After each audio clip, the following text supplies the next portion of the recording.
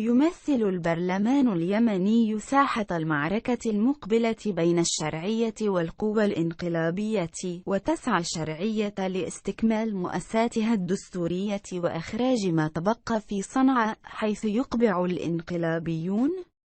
وقال مصدر حكومي يمني إن الخطوة المقبلة هي نقل جلسات مجلس النواب إلى عدن وممارسة عمل البرلمان من هناك.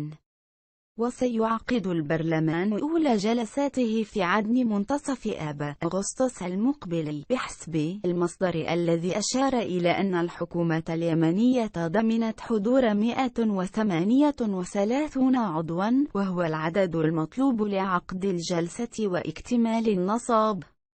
كما تجري ترتيبات في عدن للسكن والقضايا الأمنية، فيما تجري اتصالات مع أعضاء البرلمان في الخارج لاستقطابهم مع الشرعية. وفق المصدر، كذلك سيتم استدعاء رئيس البرلمان من صنعاء، وفي حال عدم حضوره سيجري انتخاب رئيس جديد وهيئة رئاسة جديدة، ويمارس البرلمان دوره في التشريع والرقابة.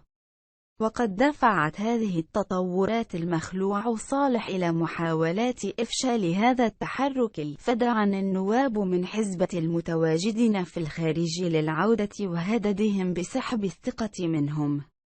وانتقل الصراع بين شريكي الانقلاب في صنعاء، وأخذ كل منهما يتهم الآخر بالخيانة، على خلفية مبادرة تبناها مجلس النواب التابع للانقلابيين في صنعاء، تتعلق بالخطة الأمنية لتسليم ميناء الحديدة، وتتماهى مع حديث المخلوع حول دعوته بالتفاوض حول كل المطارات والموانئ اليمنية كلها.